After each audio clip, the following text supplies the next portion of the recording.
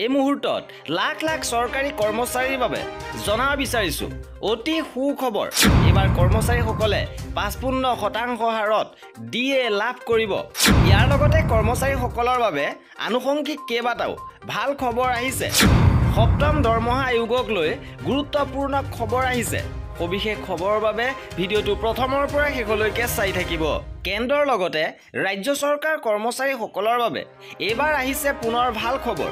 কাৰণ ২০২৪ চনৰ জুলাই মাহত কৰ্মচাৰীসকলৰ ডিএ পুনৰ বৃদ্ধি পাব। কেন্দ্ৰীয় চৰকাৰে বছৰত দুবাৰকৈ ডিএ বৃদ্ধি কৰে। প্ৰথমটো ১ জানুৱাৰীৰ পৰা কাৰ্যকৰী হৈছে আৰু এতিয়া দ্বিতীয়টো ১ জুলাইৰ পৰা কাৰ্যকৰী হ'ব।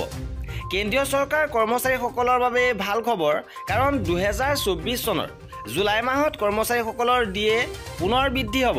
চৰকাৰী কৰ্মচাৰীসকলৰ বাবে এই বছৰ যি জানুৱাৰী মাহত ডিএ ৪% বৃদ্ধি হৈছিল আৰু ইয়াৰ পৰিপ্ৰেক্ষিতত বৰ্তমান ৫০% হাৰত ডিএ লাভ কৰি আছে আৰু এতিয়া পুনৰ জুলাই মাহত ডিএ বৃদ্ধি হ'বলৈ গৈ আছে। ডিএ কিমান পৰিমাণৰ বৃদ্ধি পাব আশা কৰা হৈছে যে মুদ্ৰাস্ফীতিৰ প্ৰতি লক্ষ্য ৰাখি চৰকাৰে মুদ্ৰাস্ফীতিৰ হাৰ ৪ৰ পৰা ৫% বৃদ্ধি কৰিব পাৰে। যদি চৰকাৰে ডিএ ৫% বৃদ্ধি কৰে তেন্তে কৰ্মচাৰীসকলৰ ডিএ ১ জুলাইত ৫৫%লৈ বৃদ্ধি হ'ব। কেন্দ্ৰীয় চৰকাৰ কৰ্মচাৰীসকলে বৰ্তমান যি ৫০% হাৰত মহাৰ্ঘ ভাত্তা ডিএ লাভ কৰি আছে, এইটো জানুৱাৰী ২০২৪ পৰা প্ৰযোজ্য। মহাৰ্ঘ ভাত্তাৰ পৰৱৰ্তী বৃদ্ধি ২০২৪ চনৰ জুলাইৰ পৰা কাৰ্যকৰী হ'ব। অৱশ্যে অনুমোদিত হোৱালৈকে ছেপ্টেম্বৰ হ'ব পাৰে। ইয়াৰ মাজতে চৰকাৰী কৰ্মচাৰীসকলৰ বাবে আন কেইবাটাও বৃহৎ সুখবৰ আছে। এতিয়া চৰকাৰী কৰ্মচাৰীসকলৰ বাবে ডিএৰ লগতে আনুষংগিক আন ৬টা ভাত্তাও অতি সোনকালেই বৃদ্ধি পাব।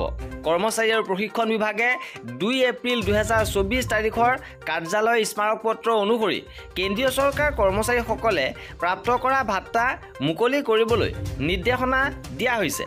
ইয়াৰ ২০১৬ চনৰ মূল্যাংকন আৰু পৰামৰ্শ অনুসৰণ কৰি সপ্তম দৰমহা আয়োগে ৰেল কৰ্মচাৰী, অসামৰিক প্ৰতিৰক্ষা কৰ্মচাৰী আৰু প্ৰতিৰক্ষা কৰ্মচাৰীকে ধৰি কেন্দ্ৰীয় চৰকাৰৰ কৰ্মচাৰীসকলক আগবঢ়োৱা লাভালাভবোৰ পৰীক্ষা কৰিছিল আৰু এইবোৰ কেন্দ্ৰীয় চৰকাৰ কৰ্মচাৰীসকলৰ বাবে প্ৰযোজ্য। সেই অনুসাৰে ৬টাকৈ বিশেষ ভাত্তা বৃদ্ধি পাবলৈ গৈ আছে আৰু ইতিমধ্যে যেতিয়া ডিএ ৫০%ত উপনীত হয়, চৰকাৰে X, Y আৰু Z চহৰত HRAৰ হাৰ ক্ৰমান্বয়ে ৩০%, ২০% আৰু ১০%লৈ সংশোধন কৰিছে। কৰ্মচাৰীসকলক দিয়া ঘৰ ভাড়াৰ ভাত্তা সেই চহৰ শ্ৰেণীৰ ওপৰত নিৰ্ভৰ কৰে য'ত তেওঁলোকে বাস কৰে। X, Y আৰু Z প্ৰকাৰৰ চহৰৰ বাবে HRA ক্ৰমান্বয়ে ২৭%, ১৮% আৰু ৯% আছিল, যাক ৩০%, ২০% আৰু ১০%লৈ বৃদ্ধি কৰা হৈছে। আৰু কৰ্মচাৰীসকলৰ এনেধৰণৰ খা খবৰৰ বাবে আমাৰ চেনেলটো ছাবস্ক্ৰাইব কৰি ৰাখিব। ভিডিঅ'টো শেষলৈকে চোৱাৰ বাবে বহুত ধন্যবাদ।